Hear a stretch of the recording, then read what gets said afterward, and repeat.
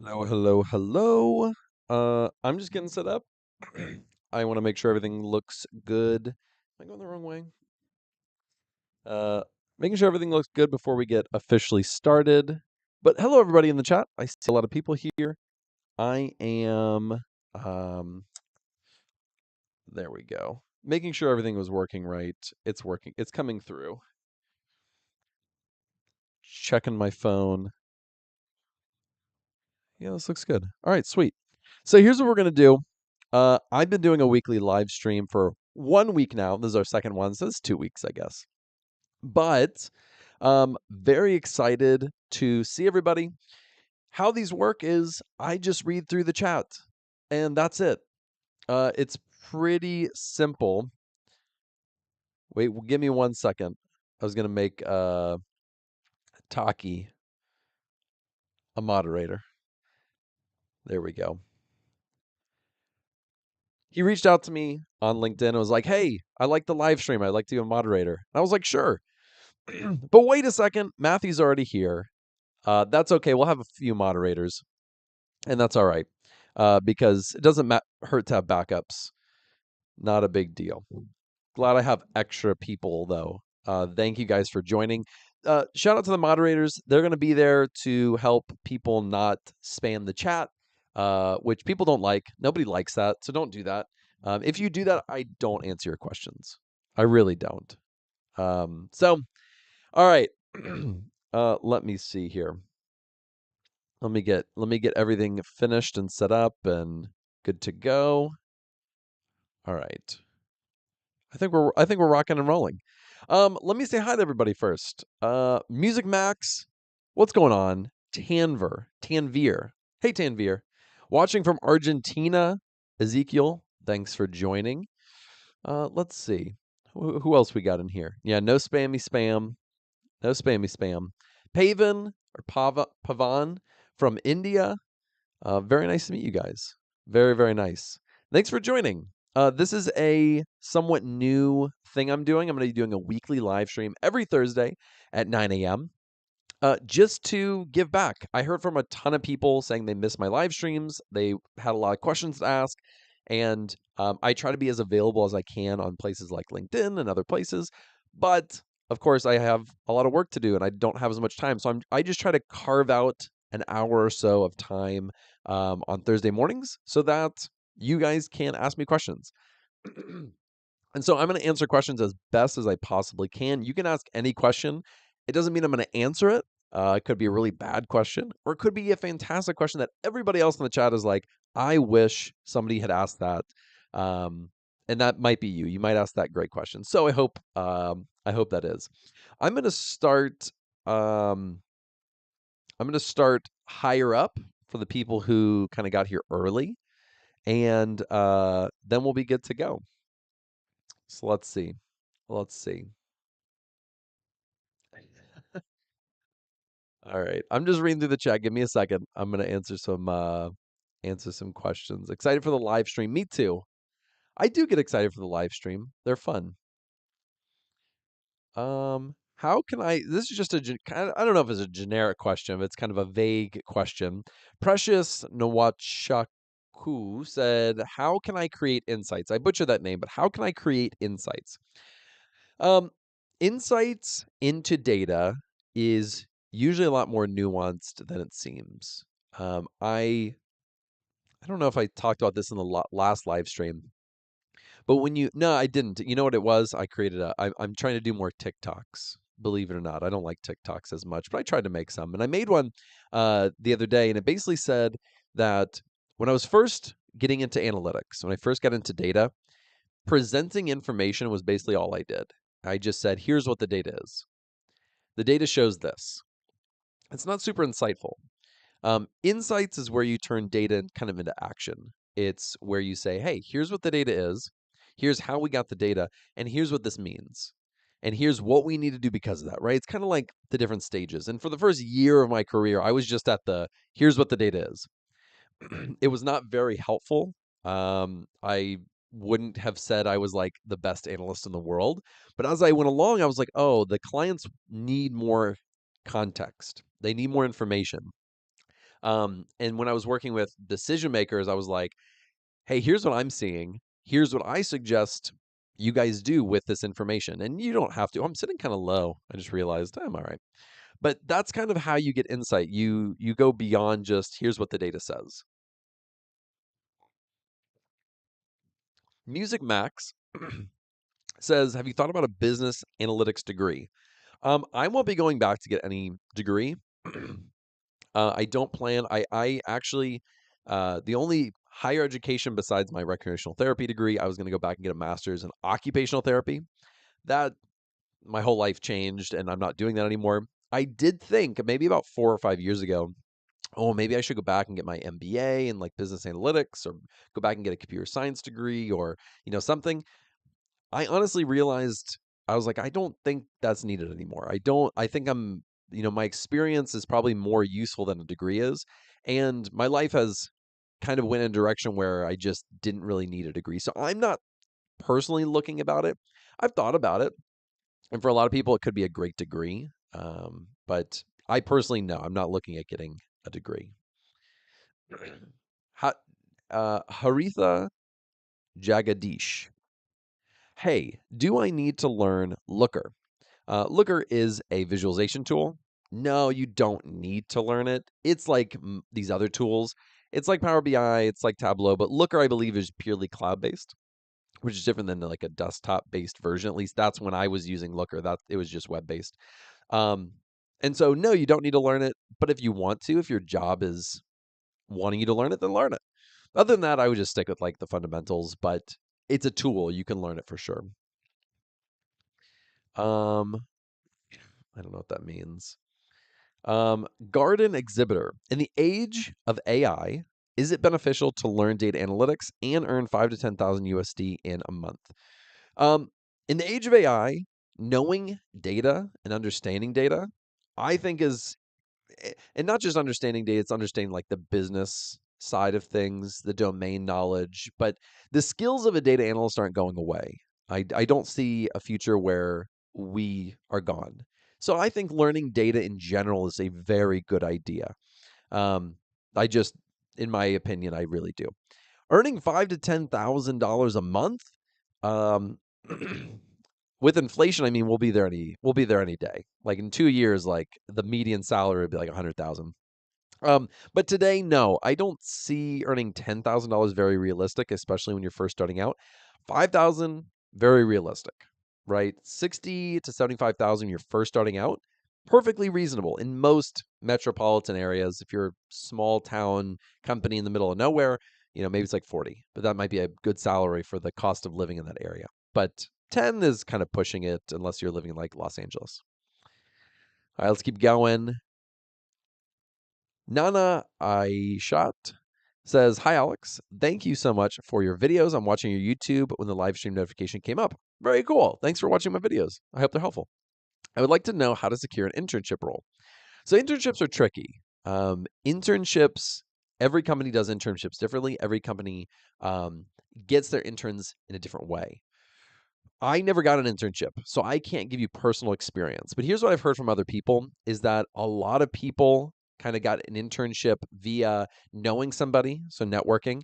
A lot of people get internships through their college. So, they go and they get a data analytics degree. They have a career part of their college that helps them secure internships from alumni, right? So through your college network, even if you don't know them personally, you both went to SMJ or whatever school you went to. Hey, this guy went to SMJ and he has an internship at his company or his business where he works. Let's connect you with this SMJ alumni. That's how I've heard it works for the most part. You also can apply online. Um, oh, oh, Give me 1 second. Christine, my wife, thank you, my love. She said, she wants to see my face more, not the microphone. I'm adjusting this real quick because I take my wife's feedback very seriously. I think this is better. You can see my mouth now. Before it was like this.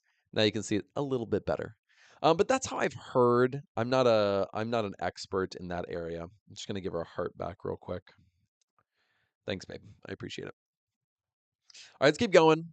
Oh, geez, it did that thing where it jumps down. It did that thing where it jumps down. Not cool. All right, let me see. So, Max Sterner said, "Can I learn data analysis myself, or do I have to go to local courses?" It's 100% available to learn by yourself. So I taught myself through courses back in the day. This is 2017 era. Things have changed a little bit, and I kind of want to go into a few of the nuances, just a little bit about that. Which is uh, back in 2017, the job market was a little bit easier. Honestly, it wasn't that much better, but it was better, right? Companies were hiring a little bit more, but applying to jobs was just as terrible. I applied to thousands of jobs, like I think it was like 2,000 jobs, and I didn't hear back. And then I worked with a recruiter. I started getting lots of interviews. It was great. Um, you can teach yourself. You can. I have honestly, I believe over the past 5 years, I've created one of the best catalogs and repositories of data analysis content in the world. And so you can learn that for free on my channel. But you can also pay for courses if you want to. You don't have to, though. Courses just streamline things, maybe have more advanced stuff. I know my courses do, but honestly, I have heard from a lot of people who learn purely for free. That's all across the world just from my YouTube channel and got a job. So it's very possible. Um, you don't have to do courses. If you can't afford it, don't. Just use my YouTube stuff. And there's lots of other creators who create great content that cover things that I don't even cover or haven't covered yet. So no, you don't have to pay for it. But if you do, then find good courses that you like. I have some in the description. I have my own courses on Analyst Builder, but there's also Udemy and Coursera courses that I have taken and I really liked. So, that's why I would do it. Mohit Jengam. Being a fresher, where to apply for data analyst role? Um, I I always recommend several different things. One, you got to do the traditional, just applying through LinkedIn and whatnot. All right, give me a second. My wife's texting me. She said, "So good." All right, it's better. My wife approves, so we're good. Um, so I always just cold applying, right? That's through LinkedIn, Indeed, these other job websites. Just apply through them. You should, to kind of get a feel for the job descriptions, what they're looking for, and whatnot. The other thing is that for me was not successful. And there's so many automatic systems now that just filter out resumes. So if you don't have a great resume, it's really tough. I recommend reaching out to recruiters. Now, recruiters are primarily in metropolitan areas, so that doesn't necessarily help everybody who doesn't live in a metropolitan area. But there are online recruiters who work directly for companies. You can reach out to them on LinkedIn. I have several videos in the boot camp on how to do that. It's free, right? You can just reach out to people. So I do recommend doing that. I recommend reaching out to people. And then that is the third method. So working with a recruiter or then cold reaching out to recruiters who work for companies and sending them your resume. So I do recommend that. Matthew says hi to Christine. I'll let her know. I'll be sure to let her know. But that's where I would be applying, and I'd work heavily with recruiters if you can. Watching from Liberia, Saeed Bari. Awesome. Awesome. Awesome. Let me see. Can I like? No. But Christine's there. I see her. Thank you. I'm glad she's watching. She really needs to learn more about data analytics. That's for sure. um, Boosted Tofu, cool name. How does one spin their resume to fit a quant investment role? I don't know. I know what quant is. I know what a quant is. I know what that job. I've met people. I've talked to people who do that. It's a really neat job, but it's heavily statistics, heavily mathematics based, and I've never done it. So I don't know. There's quant channels on YouTube that you should follow and look them up for sure.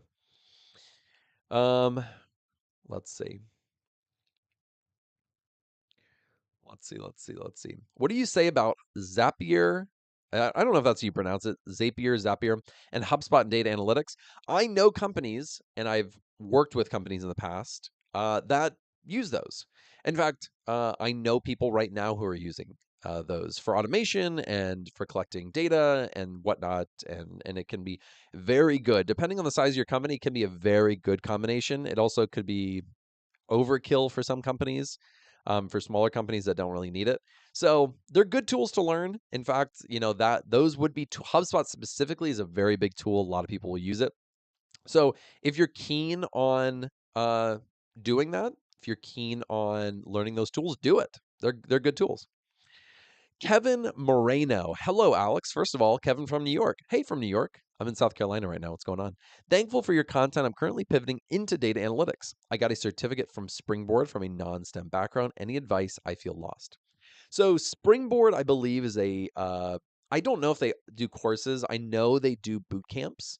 They're like one of the big boot camps, not just for data analytics, but for data engineering and software engineering and data science and all those things. And I don't know how much you paid, Kevin, but from what I saw, Springboard was somewhat expensive. Um, Once you get these degrees, or certificates or whatever they want to call them, and you go through these boot camps, typically they're gonna have some kind of program to help you find a job, or you get your money back. If they don't have that, I don't like when companies do that. First off, you pay a lot of money to learn these skills, and they don't help you land a job. It's not cool. Um, but I would reach out to them, say, "Hey, I'm having trouble finding a job. Do you guys have resources to help with that?" Because that would be the first thing I would ask, first thing I would be looking for. The next thing is that, you know, a lot of that is going to be on you. Unfortunately, you're coming from a non-STEM background and you're like me and you're trying to land a job and your experience is this. So if I were you, I'd be looking, what other experience do you have? Can you kind of put that into use? Like mine was a healthcare background, so I got into a healthcare analytics company. That's just an example. And so that feeling of being lost it makes sense because when you're on that path in Springboard, you're teaching things, you're meeting with your mentor once a month or whatever it is. And so you have a path to follow. But then afterwards, you kind of drop off and you're like, okay, what do I do next? I know the skills. So I'd be applying to jobs. I'd be reaching out to recruiters. I would be updating my resume, um, advancing your skills a little more. That's what I would be doing. Okay, it skipped down. I hate when it does this. I'm sorry. Yeah, Matthew, tell him how it is. Tell him to stop spamming. Matthew's on it. All right, I went back up. I saw Taki in there too. He's my new mod. I got 2 mods now. I'm gonna be doing more live streams. I might need to get 3. Who knows? All right, let me keep going. Ashwin Suresh, as a non-tech professional with 5 years of work experience and having completed data science boot camp, I'm unable to get data-related roles due to lack of relevant work experience. How can I work around this? Same thing as I was just saying before. You have to, if you don't have a background in it, then you need to really hustle to work hard to get noticed by recruiters, reach out to recruiters, see how you can take your previous experience on your resume and change it and apply and target. This is something I started doing later on in my career, but I wish I would have done earlier, which is targeting specific companies that would value my experience. Because I didn't really know about that beforehand, but my experience in healthcare was valuable to some companies, not all. Excuse me. And so if I would have reached out specifically to like McKesson and Cardinal Health and the one I eventually worked for, which is AmerisourceBergen, now Coursera, I would have had more luck because they would have valued that experience a lot more. That's what I'd be doing.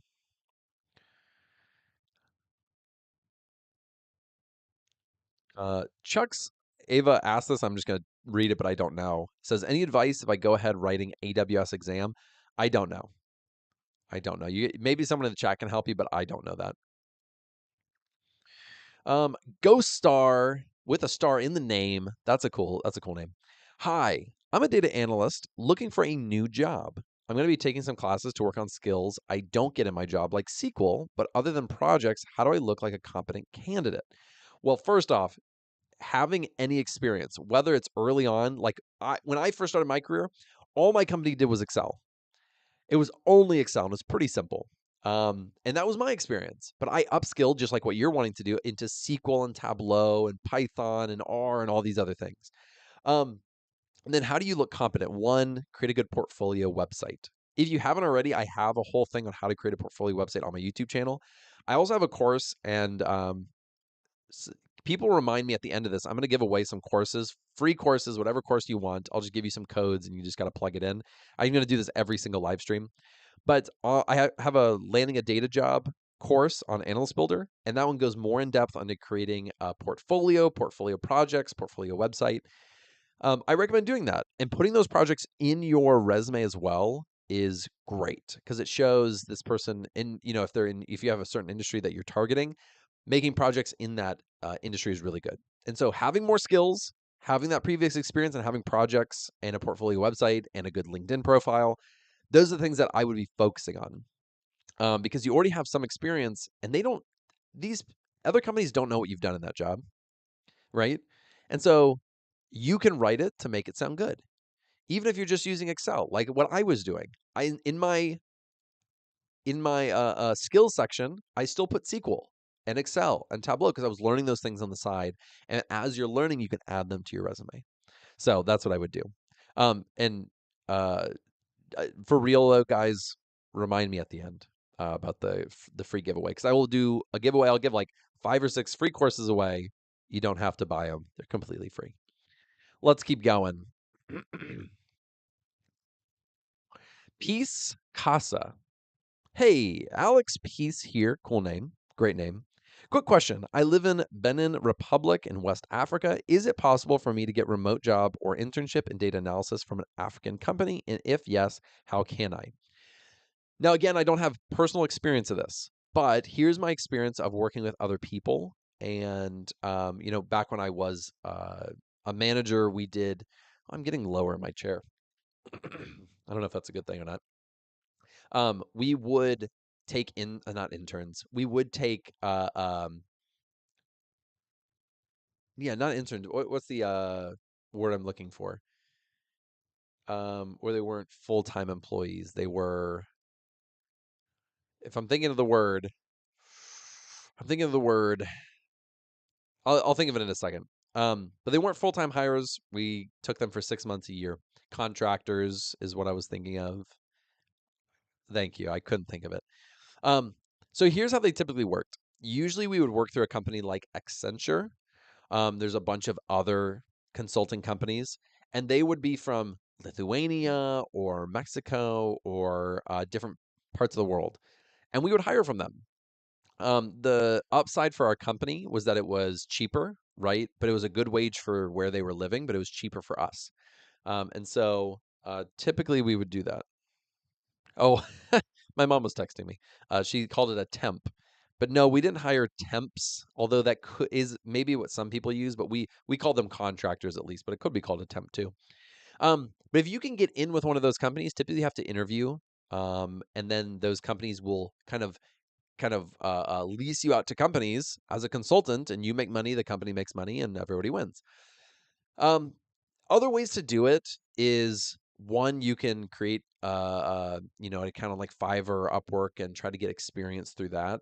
It's a little bit tougher in my opinion to get started on those websites without any experience, but those can be very helpful. So, but that's my experience. That's my experience. I worked with them mostly through consulting companies like Accenture. So if you want to ACCENTURE, something really close to that. Mohand said, we want a special video with your family. I have videos from the past with Christine, I know. I don't know if my mom ever made it on a video. I don't think my dad ever has. Maybe I should bring up one for a live stream one of these days. Why not? Are business analysts and data analysts the same? This is from Askelin Red. Askelin Red. Are business analysts and data analysts the same? No, they're not the same, but they're similar. Business analysts tend to be more business focused, where they're interfacing more with the client side, whereas data analysts will do that. But on larger teams, you sometimes will have one of both. On smaller teams, you'll just have one, a business analyst or a data analyst, and they'll typically do the work of both positions. But at larger companies, The business analyst is going to interface, which means they're going to talk to the client. They're going to receive the requirements of a project or whatever, and then they'll go and relay that to the team. And then they may take on some small tasks in Excel and SQL, but they won't typically do a ton of technical work, but maybe a little bit. Kind of the baseline stuff. A data analyst is typically going to work in internal teams unless it's a small company and you're going to do everything. But data analysts typically will do a little bit more of the technical side of things. They'll interface more with the data engineers, with the data scientists, with the managers, with the what's it called, database developers, right? To understand the data better, help with the data collection process, help with the data cleaning, things like that. They know the data a little bit more in depth. Taha Nafal, I remember you from last stream. What's going on? How to get out of tutorial hell.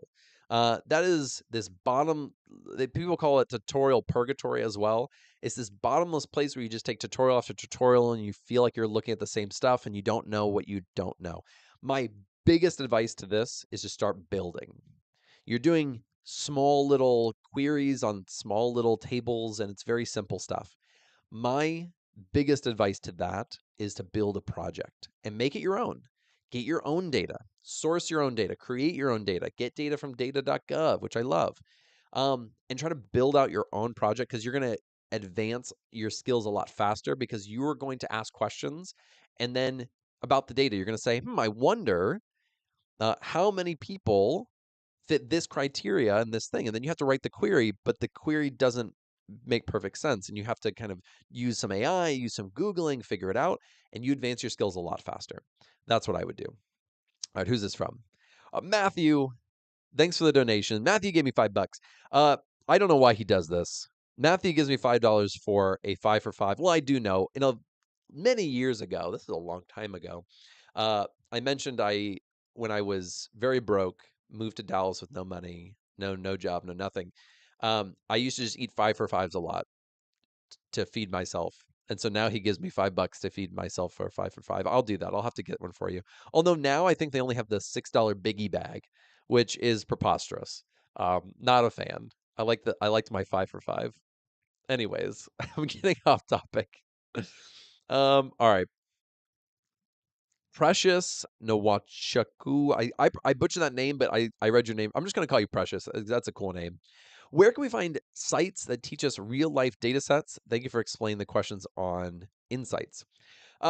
So finding data sets is a different thing than websites that teach you with real life data sets. My website, I think, uses fantastic real life data sets that I've used in the real world, and I use those in my courses. And so I would look there first, right? Analystbuilder.com, highly recommend looking at it.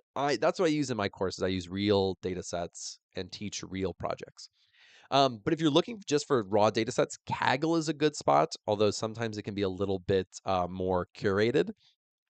Data.gov is a great one, and then Google Dataset Search. Not just Google, it's called Google Dataset Search. And you can search for data sets, and it'll give you, it's basically an index of data sets of all these different locations. And so I would recommend that. Othmain Lati, how can a data analyst work remotely? You can definitely work remote because it's all internet based and you can do Zoom meetings, and that's how a lot of companies did it. And that's how I did it for the last 2 years of my full-time data analyst career. Now when I do consulting or do anything else, I just do it remote. I don't really go to anybody. But you have a computer, they'll usually send you a computer. And then they'll set it up for you. You get all the software you need, and then you can, talk to people, message people in Teams or Slack or whatever chat they use. Give me 1 second to get some water. War Daddy, interesting name. Do you play the guitar? Yes, I do play the guitar. I actually have a song on my YouTube channel somewhere. I think it's called "The Truth About My Job" song. You can look that up. It's a cool song. I like it. I still like that tune. I play that tune every so often. Let me keep going. SD, I love the courses on cloud, AWS and Azure, and ETL. Those are, those are great courses. I enjoyed making them. But are there any plans for DBT? Maybe in the future. maybe in the future. But it's not a top priority of mine. I have other courses already lined up. So no, probably not in the near future. Maybe next year. Let's see. Hi, Kiteswa Michael. Good day, and thanks for your video. I'm new to tech and data analysis. I'm in your second video on Excel, formulas in Excel. How do I get the data? There should be a link in the description, either in that video or the one previous to it. I can't remember. But there should be a link in that video to a GitHub, and you're going to go to GitHub and you're going to download the raw file. That's how you do it. Download the raw file. Let's see. What is the easiest cloud service to learn? Off main Lottie. I remember that name. What's the easiest cloud service to learn? That's a great question. I've used all of them. Well, not okay. Let me hurry. I've used the big three: Google Cloud Platform, AWS, and Azure. I've used them all in workplace environments. So it's not just like personal testing. I personally think Azure is the easiest to learn. I actually think AWS is the hardest to learn. AWS is so confusing. It took me a while to kind of get the hang of it. Azure came pretty naturally. I feel like it has a better UI, better flow, a better way to get access to things. That doesn't mean that Azure is the best. I think they genuinely, they both have their trade-offs. Some things Azure excels in, something AWS excels in. I don't like Google Cloud Platform for anything. It's garbage. People still use it. And I'm sure there's use cases for it, but I never found any. I never liked Google Cloud Platform, and people get mad at me for that. But I'm telling you, nothing vibed with me with Google Cloud Platform. I didn't like anything. This is just gonna become a GCP bashing session for me. Yeah, didn't like it. Won't use it again. Ghost Daddy, what's up, bro? What's up, bro? Hamza Rayad, your website is really useful. Thank you. Thank you. I'm going to be giving out some free courses at the end. So stick around if you want a free course. Precious said Precious, we're just chatting. Your channel has really helped me date now. So far, I got to know about it 2 weeks ago, and it's been very helpful. I'm really glad to hear that. Emil Kajkus. Hi, how to deal with complex SQL query with multiple joins and conditions? What is your approach? All right. Back in the day, I was working on a team with data engineers and data scientists, and they were making some of the most complex system. It was in stored procedures. It'd be ETLs, it'd be temp tables, it'd be creating views, it would be data cleaning, all in one long script. It was really impressive, but I was very intimidated. As I got along, I talked to some people. There's a guy named JD on my team who I worked with a lot. He helped me a lot with kind of the more complex stuff. What I learned to do is to break it down. You have to take this really complex query, and sometimes AI will do that too. They'll give you this really complex query and it works, but then you try to adjust it for this other use case and it doesn't work. And then AI can't really refactor and change the code how you're wanting it to do it. So you have to do it yourself. We're living in a world where you still have to do things yourself after you so often. Emil, I'm glad you're asking this question. What I used to do is I used to comment out things that I knew I could comment out and then run it and see what breaks. So then you can see when you start making these joins, you're going to use some type of, the table name dot the field name. And I would start commenting those out.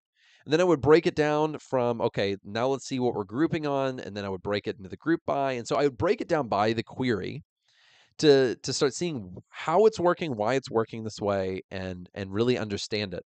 And so then you start adjusting the kind of the conditions that you're putting in there, maybe in your where statement, your having statement, and you're adjusting, and you kind of see how it's getting to it. Because I'll tell you, one of the biggest things I've seen, especially with, I'm just going to say AI in general, but I've used in editors that do English to SQL, is that they don't get the nuances of the data correct. Is you'll say, hey, I want it from July 1st through July 31st. I want that range in my dates.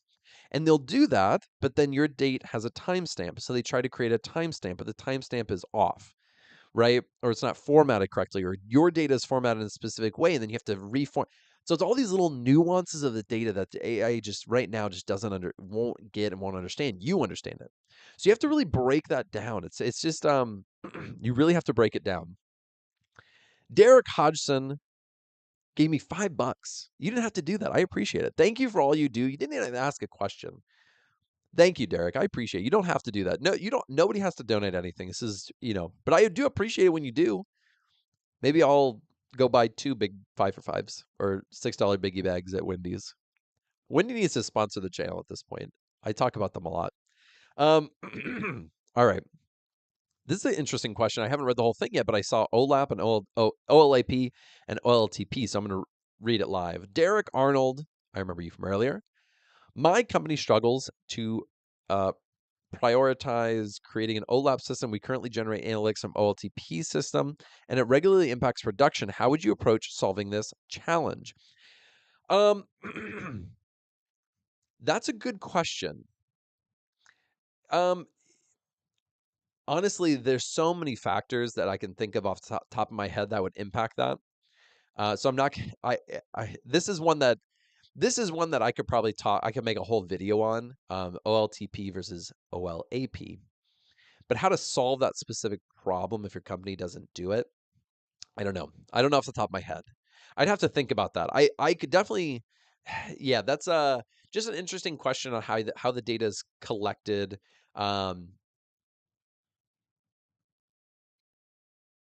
It just depends on how much data you have, where you're storing the data. If down below, how much time do we have? Oh, it's almost 9:30, so we have halfway. Down below, give me some more details on that. I might be able to give you an answer for that. But right now, just off the top of my head, I can't because there's too many factors going on in my head. Maduri Chan Don Botway. I'm sorry I can't pronounce your guys' name. That's not my forte, but she or he said, "Hi Alex, 5 types of analysis. Can you make a video on it, like descriptive and diagnostic and all those different types?" Yes, I should make a video on that. That'd be really good. All right, Matthew asked a good question. I've gone from an individual contributor to managing a small team.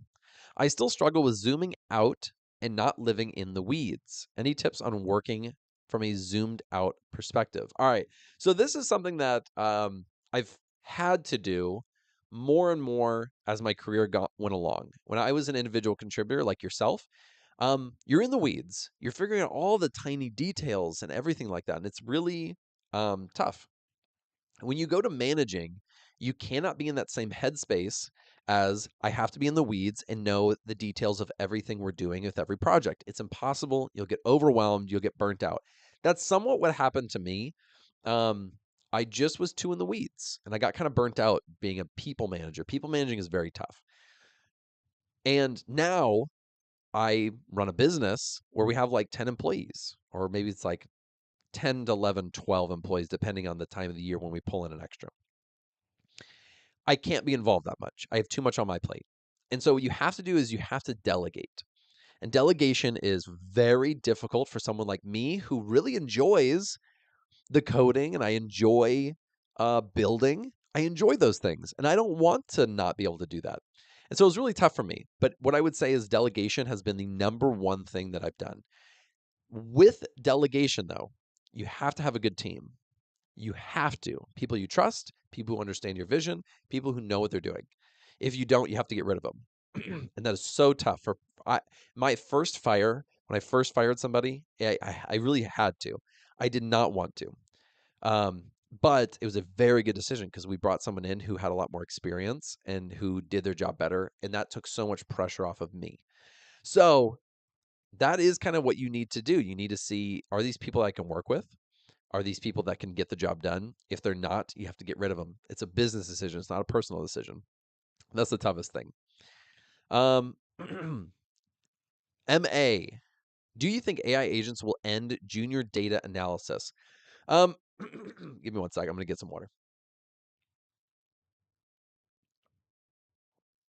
I don't think the term junior data analyst is going to leave, but requirements will change as they have for the past 10, 15 years. I think personally that junior data analysts will always be around because from a business perspective, they want a lower title. They weren't going to get rid of the title and go straight to a senior. For example, you're not going to have everyone on your team be a senior because then you have to pay everyone more. That's just how it would work. So the junior title will stick around. and they will hire junior data analysts. What I think will change is, and it has, 10 years ago, a junior data analyst just needed SQL. Now you need SQL and Excel on the cloud platform. Now the things change. And so AI is going to be something that I don't think replaces junior data analysts. They're just going to be interfacing more with AI in the future. It's not happening now. Like if you look at most companies, most small, medium-sized companies, not a lot of them are using AI. A lot of big tech companies are using them because they're creating them. They're trying to keep up with everything, and they're trying to stay ahead of their competitors. Small and medium-sized companies aren't using a lot of AI. Some are, but not a lot. And I saw someone donate. Give me a second. I'll get to that just after this one. So I think the requirements will change for junior data analysts, so you'll just need to know more, in my opinion. And I think that's been a trend for a long time, right? Is in 2008, if you knew the basics of like Excel and SQL, you could get a job as a data analyst.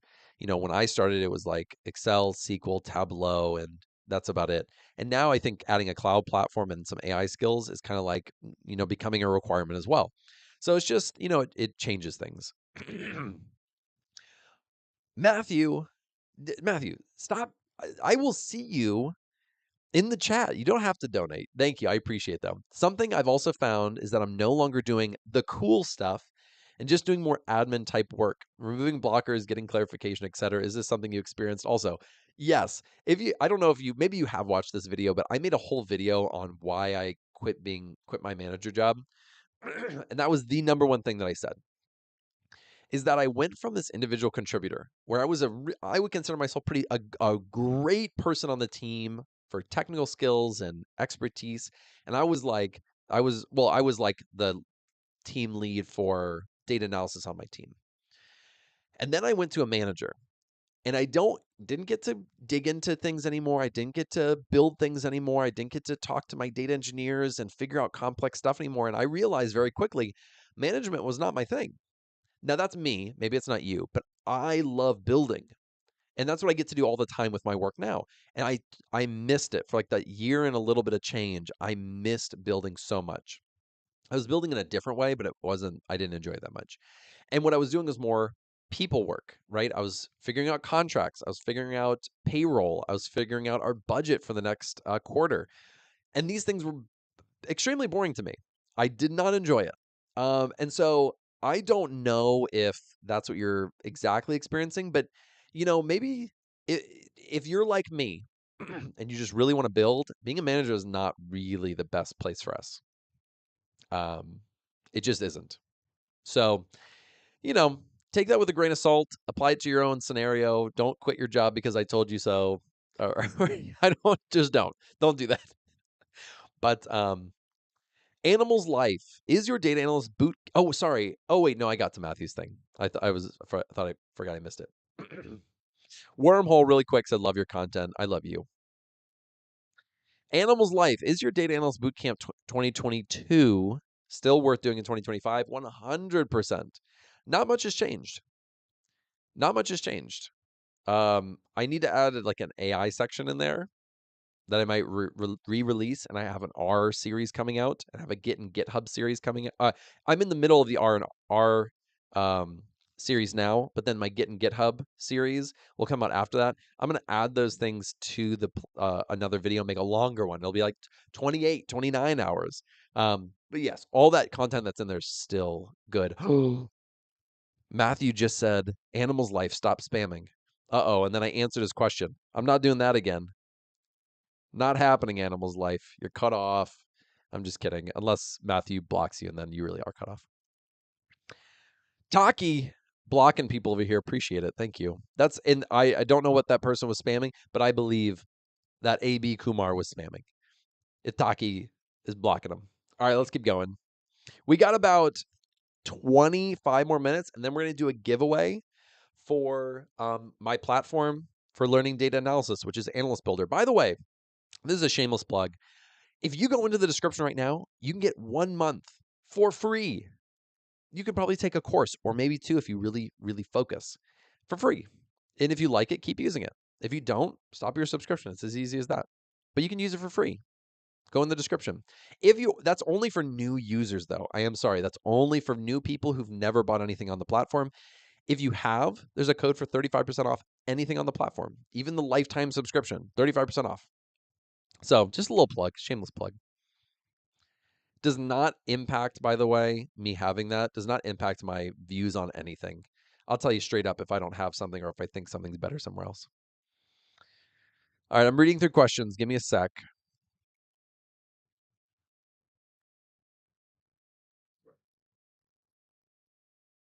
Elizabeth Nalule or Nalul. Hi, Alex. I have a master's in statistics and would like to be a healthcare analyst. I don't have any experience in healthcare, so I've been difficult to even get an entry level job. What should I do? Statistics is a really interesting background. Statistics is heavily used in data analysis. I actually worked with a lot of statisticians back when I worked at AmerisourceBergen. We have a whole, I was under a data science umbrella, but it was under the healthcare. So we were specifically oncology, hematology. It was a specialty pharmacy solutions. That's what the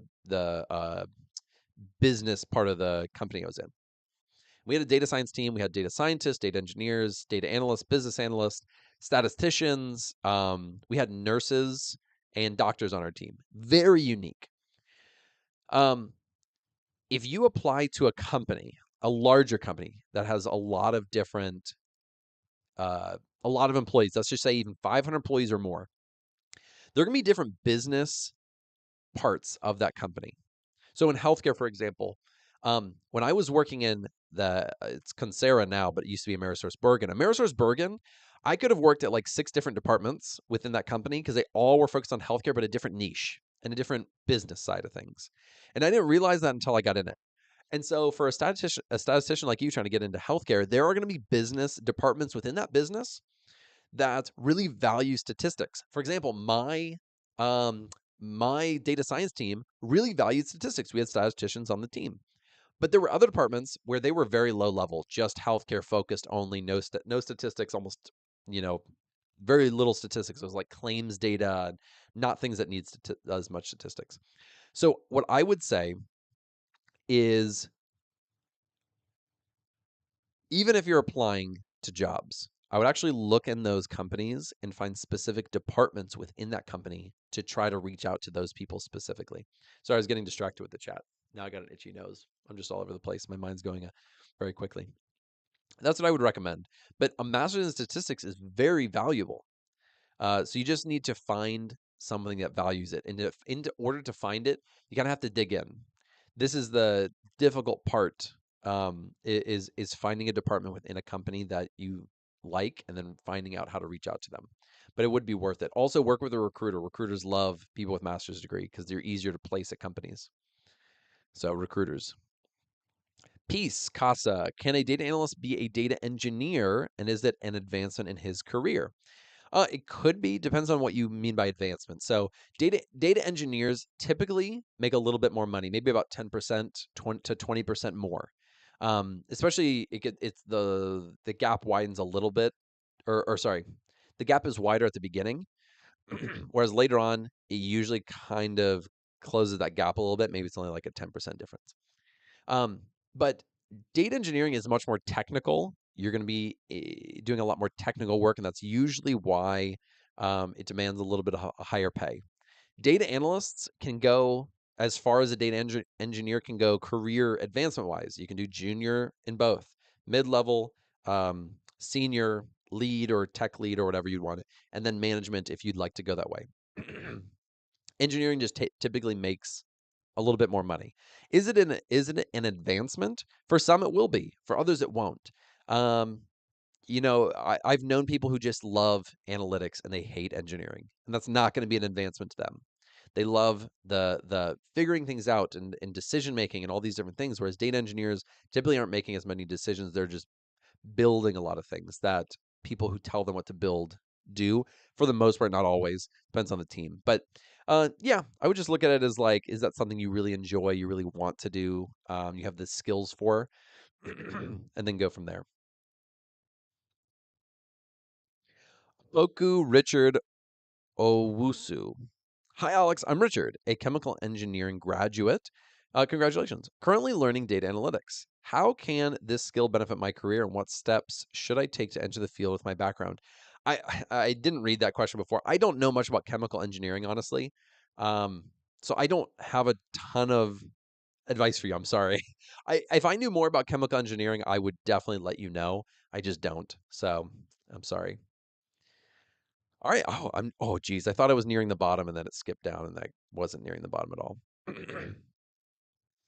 um, geez, let me go back up.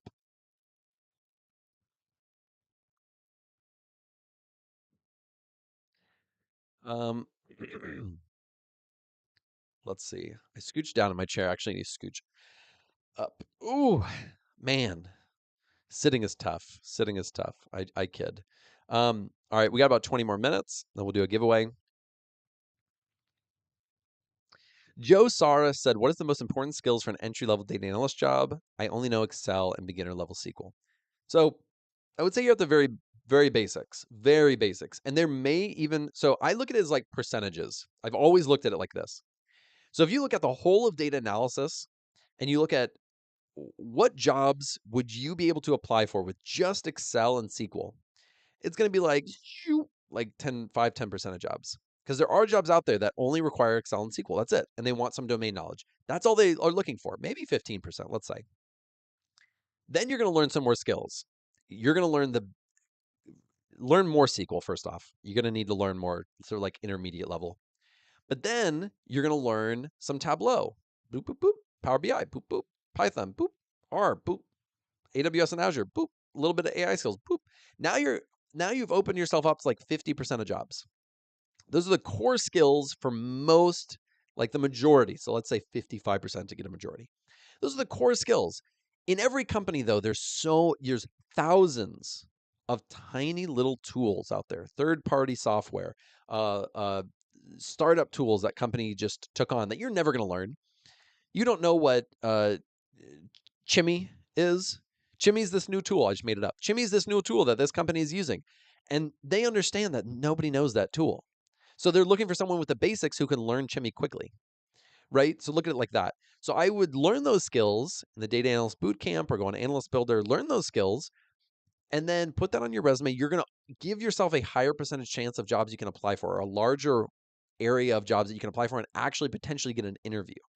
So if you just have Excel and SQL, you're only going to get an interview for very little, or have an ability to even get an interview. But as you open yourself up to more, then that's really good. And let's keep going.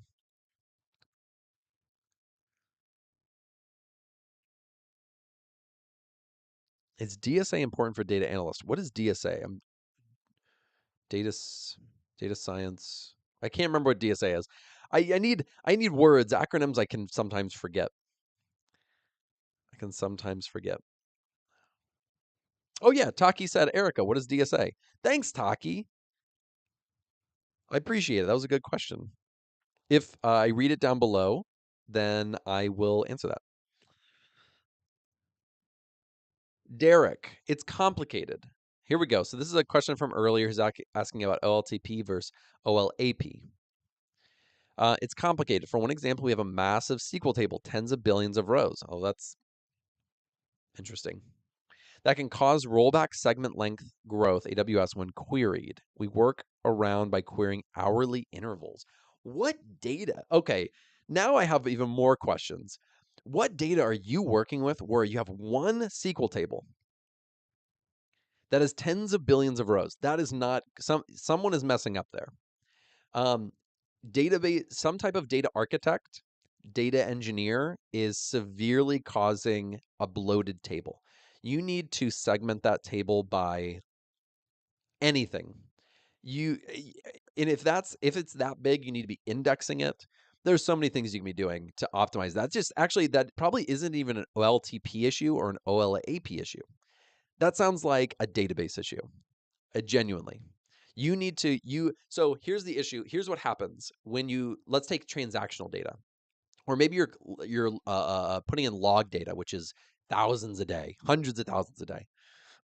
If you try to store that log data, you try to store those transaction data and you're storing all these things, tables get bloated, and then if you don't index them correctly, if you don't store it correctly, it gets bogged down by the heaps and billions of rows of data. That's too much. It's too much. So you need to do several things. One is you can segment that data. And yes, you're going to have more tables, but you can put that, you can store that 10 times more, 100 times more efficiently. So look at, this could be something that you could do that could really impress whoever is in charge of that. Look into this issue. Dig into that a little bit, because I don't know everything of where you're storing it, how you're storing it, what the data is. But give me more information later on, because I am interested. I may have more insight. But that seems like a database management issue. Storing the data inefficiently will cause so many issues. So look into that. Or give me more information down below, and I'll give you more. Because the more I know now, the more curious I am. I really am. All right, we got about 13 more minutes or so I'll keep going until then. Matthew said, I still get to trial new tech, but I really do like managing people. Okay, that's good. Getting them to have the light bulb moments are super rewarding. So that, that may be something that you enjoy. I would just try to get out of the weeds. Try to enable your people more, and even maybe stop helping them and say, hey, listen, I would love to help you, but this is something that I know you can figure out. If you need a brainstorm, during our weekly and you can't figure something out, but during our weekly call, then during our weekly call, bring that up and we'll brainstorm it. But this needs to be a less frequent thing for you. Ved Patel, how much important Python various library like NumPy, Pandas, Seaborn, and Matplotlib to data analytics? All right. Hey, great. Your English is getting there. You're doing really good. I totally understood what you were saying. How important are these different things within Python to learn for data analytics? They're very important. If you're going to use Python for data analysis, you don't want to use base Python. That would be rewriting. It's like building a car from wood and stone rocks for the wheels. NumPy, Matplotlib, Seaborn, pandas, polars were designed and built by very smart people, some of whom I've met. I met the guy who made pandas. Shout out to Posit for that creator meetup. Posit, they hired the guy who literally built pandas. These libraries were designed and built for speed and efficiency and to simplify these things. So highly recommend learning them. Oh, Black Tempo. Hi, Alex. I'm working on standardizing our plumbing company's operations, and we're using Epicor Solar Eclipse PDW. Never heard of it. Any advice on how to start implementing standard procedures across workflows and data? Ooh, that's a big question. That's a big question. So I'm just going to give you some generic stuff. There's a lot more that could go into this. A lot more. So if you are starting, maybe, and again, there's more to this. I don't know all the information, but let's say you're starting up a new data collection, data workflow, procedural stuff across your company who's never done it before. In this scenario, they've never done that stuff before. You are going to need to create, and I'm not just saying this, you need to create some type of processes and procedures. Processes and procedures. You have to outline, here's what needs to happen. Once you figure it out first, and then you write it. Because what's going to happen is other people are going to come in.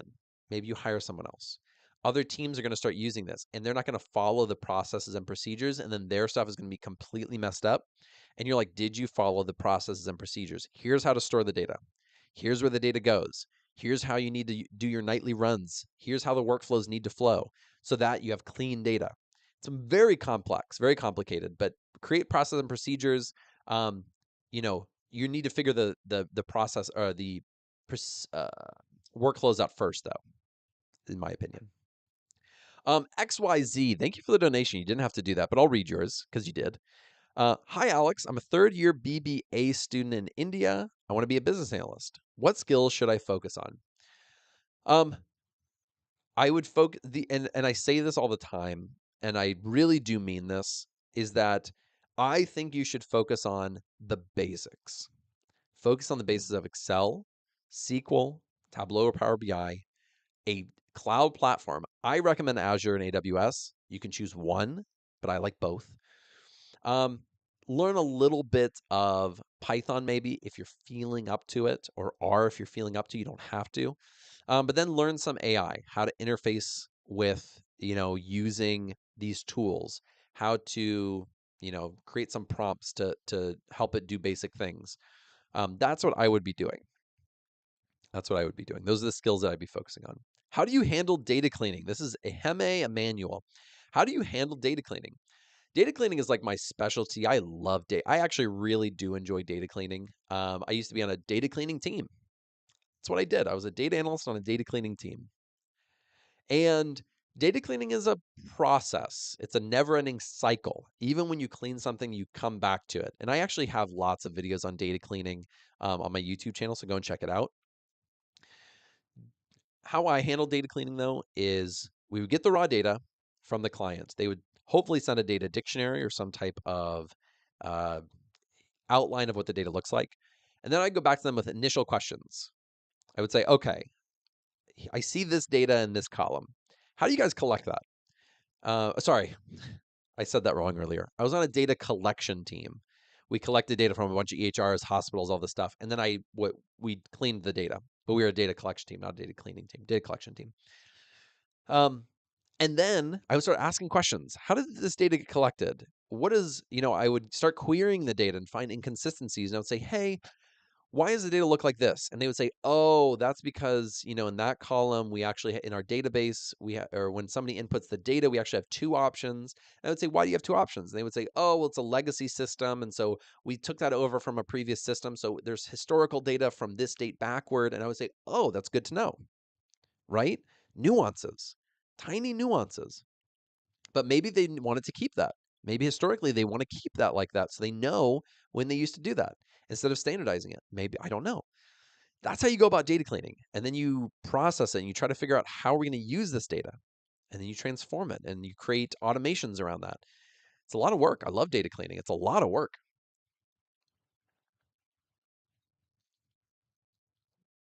Excuse me.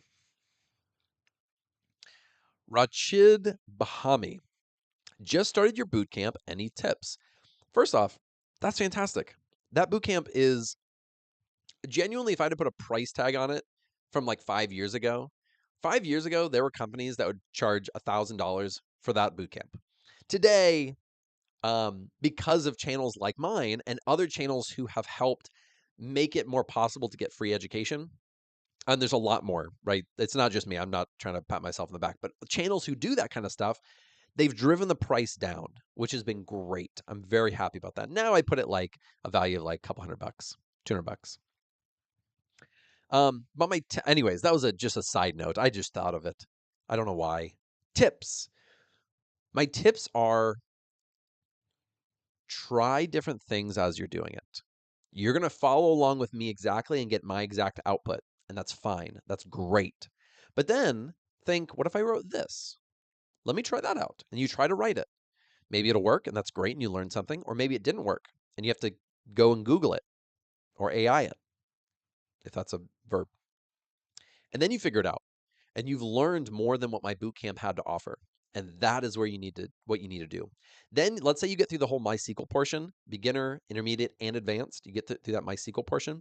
At the end, there's going to be projects, and you build those projects, but then try to build your own projects. When you build your own, you have your own questions. That really forces you to use those skills, and you learn them 10 times better, I assure you. It's my advice.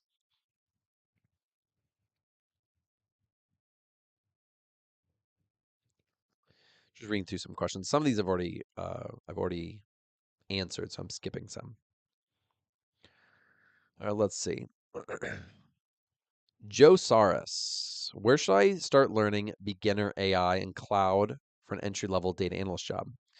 Um, so, I mean, honestly, for AI, I don't think the bar is very high for using AI for most companies. The bar is very low. I would just mess around with Claude and Gemini and ChatGPT, plug in some data, ask it questions, ask it follow-up questions, see where it fails, plug in the queries into your database. That's the kind of stuff that I'd be doing. Not anything crazy. For cloud platforms, I have a full series on AWS and Azure for free on my YouTube channel. Honestly, that's all you need. If you want to go more advanced, oops, sorry, I hit my mic. If you want to go more advanced, I have a full course on Azure and AWS on analystbuilder.com. That's genuinely what I would recommend. It goes more in depth, more automations, and more advanced things. I've looked at other tools out there, other courses out there. They're pretty good. So if you find one that you like better, you vibe with better, then go take that one. But I didn't find one where I was like, I would recommend it, or man, I really need to make my course a lot better because this one's way better. I haven't found that yet. There weren't a lot on AWS and Azure that I could find. Let's see.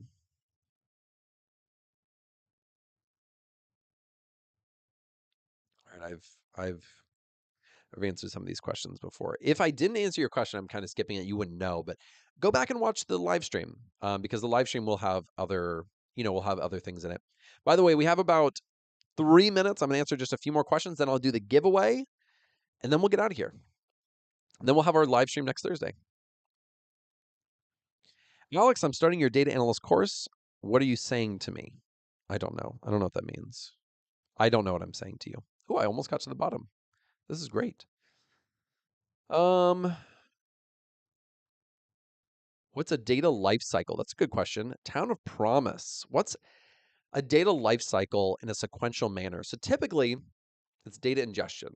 So you're creating some type of connector to a data source, whether it's an EHR system, financial system, database, a spreadsheet, Excel file, doesn't matter, or CSV file. You're going to connect to that data source. You're going to pull that data in. When that data gets pulled in, you have to then process that data. Because maybe how it's sitting or how it's formatted or how it gets pulled in, how it was sitting in the source table or how it got, there's so many factors, but you need to format that correctly. Then you want to, so that's just a small part of data cleaning. Then you need to transform that data. You have to have an end goal in mind. What am I doing with this data? Is it a report? Is it a dashboard? Is it a live stream? Is it an API access for a client? Who knows? But you need to transform it to what it fits, what makes sense for that data. Then, once you do all of that, you need to go back. You need to validate your data. Then you need to create automations to do that whole process. And then, once it's done and it's working, you need to have some type of monitoring system that checks the output and the data pipeline or the process that you created to make sure that that data is streaming, flowing, being brought in, whatever process you have correctly. Because it's going to break, and then a client is going to say, hey, for 3 weeks it's been broken. Why didn't you fix this? And you're going to say, whoops, I didn't know. Didn't know it was broken until a client brings it up, and that's not what you want. So that's what I would do. Matthew, lay down the hammer. He said, guys, please don't spam. He's asking nice. Don't make Matthew angry. Taki's over here deleting people left and right. No spamming. No spamming. If I get to your question, good. But wait like a few minutes because there's a delay and then I'm up in the chat. And so, don't spam. Don't spam, guys. I'll answer one last question and then we'll go into a giveaway. And I'm just gonna give away courses. Real quick, for the giveaways, you do need to go into analystbuilder.com and have an account. You're going to need to go to the pricing page, select a course to buy. You don't have to buy it. I don't want anyone to buy a course. I genuinely don't. I don't want anyone to buy any course. But then there's an apply coupon code. I'm going to create a coupon code and you're going to input it. So I'm doing that in a few minutes. So if you want to, go ahead and create your account now if you want to. I'm looking at questions. I'm going to do one more. Would I use I'll answer two more because this is the easy one. Would you use Snowflake or BigQuery? Snowflake. Don't like BigQuery. All right, this is our last question.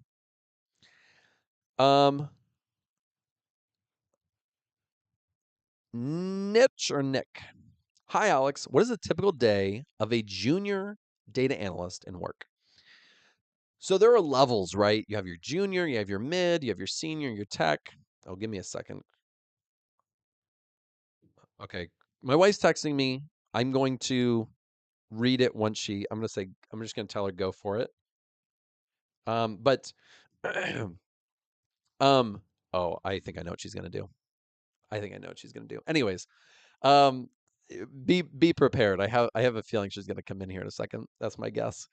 But a junior data analyst is going to, you're there mostly to learn and do small, low level tasks and understand the business better and learn. That's what you're genuinely there for the most part.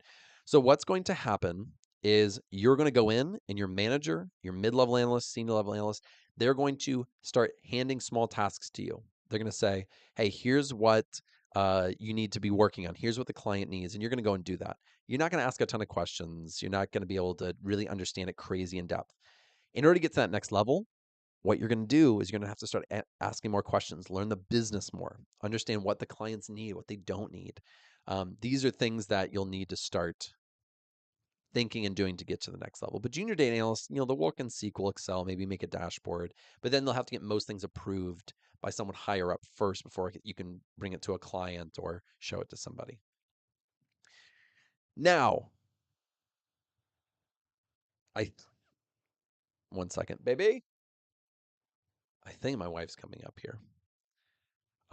I'm gonna ask her something.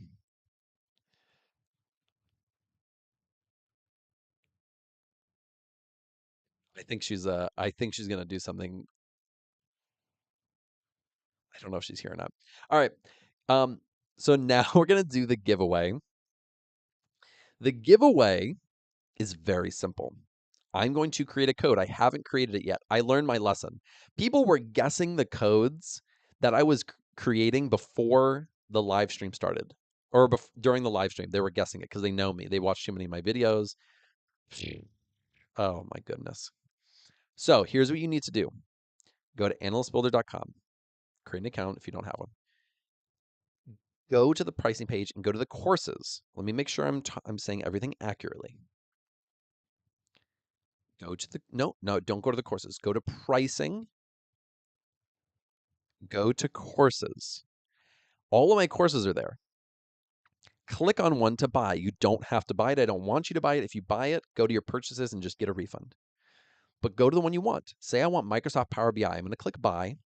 It's going to take you to a checkout where there can be an apply code. I'm going to give you a code. If you are the first person to redeem that code, you'll get it for free. If not, it'll just give you an error.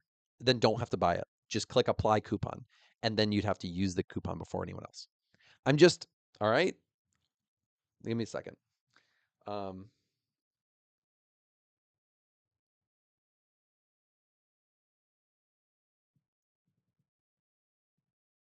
Give me one sec.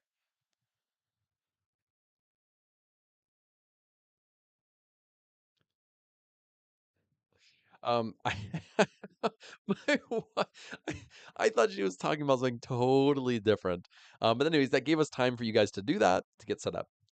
All right, you should be on it. All right? Here's what we're going to do. I'm going to create a code right now live. It's only going to be redeemed by one person. Then I'll make two other ones that two people can redeem so you have more chances to win. So here we go. Are we ready? Are we? Am I? I don't know. Oh, sad. We got a new dog. Her name's Penny. She's a mini dachshund. She's like that big. And I wanted my wife to bring her in, and she said she couldn't right now. She was busy. She was doing something. So sorry, you guys won't get to see Penny. All right, guys. I'm about to give you a code. I haven't created the code. I know you're already trying them. Some of you guys are like trying things like asparagus and pepper and whatnot. It's not correct. All right. I wonder if I can do numbers. Give me a sec. All right. The code is 175. 175. No spaces, no letters. 175 because there was 175 people watching at the time. If you just joined, I'm doing a free giveaway on analystbuilder.com. You can apply the code 175. Only one person is getting this one. I'm going to give two more codes away that have two redemptions. So two more codes coming true. Are coming true. 2 more codes coming soon. Let me see if someone has redeemed it already. Someone got it. I get to see, I can see on the back end who redeems it, by the way. Very nice. Very nice. I think it's someone, yeah. I'm not going to say the name. I'm not going to say your name, but congratulations. If you got it, put in the chat that you got it and tell me what course you got. Because I am, just from like a poll perspective, yeah, yeah. I didn't want to say it, but Nick got it. He's in the chat. I see him. I asked one of his questions earlier. Awesome. Awesome. But congrats on the course. Let me know what course you got. I'm about to give 2 more codes out. These next 2 codes are each going to have 2 winners, right? Or 2 people who can redeem them. So I'm going to add a code. I'm going to say 2 people can redeem this one. There we go. Now I just need to create the code. Create the code. Oh, maybe someone else. Maybe someone else got it. Pandas for data analysis. That's what I chose. Awesome. Pandas for data analysis. That's a great course. That was probably one of my favorite projects of courses. Like at the end, we build these really cool projects with really great data visualization that I just loved. I love the projects at the end of that. All right. I'm about to give out a code. Here's the next code. Be sure to you have to click on the course. You don't have to buy it. It just says buy, but get ready to apply the code and then you will get it. Okay, so apply the code. So here we go. All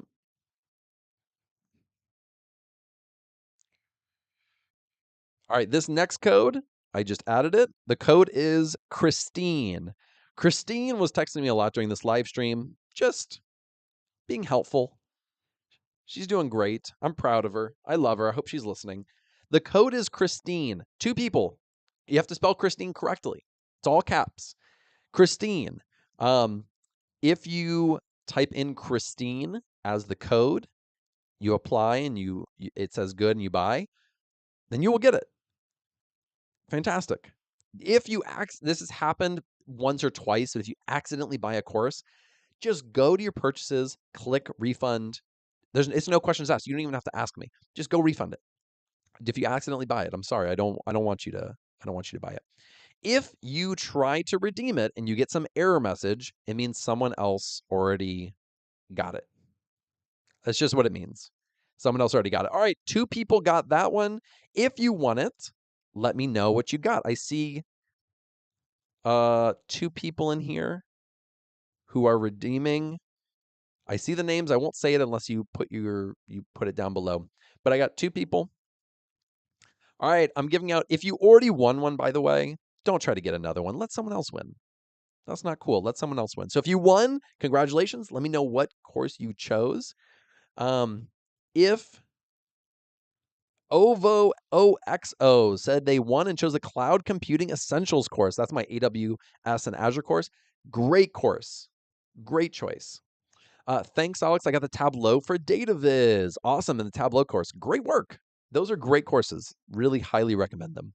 All right, this next one, this is our last giveaway for the evening. I am going to give you this code. I haven't created it yet, so don't even try. I'm going to give you this code. 2 people will win. I want to know what they won, and then we're going to be out of here. All right, so here's the code. You have to be at the checkout on whatever course you want.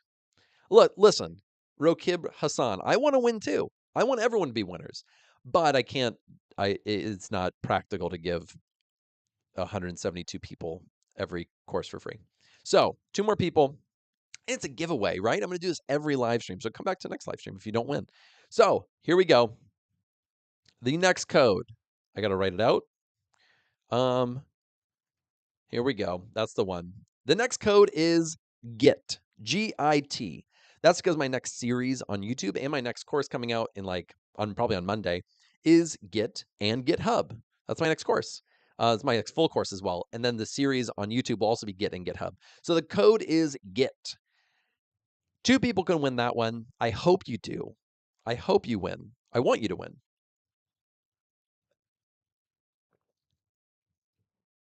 Excuse me, I was drinking water. If you do win, Please tell me what you won. That's all I ask. I don't ask a lot. I don't ask for a lot.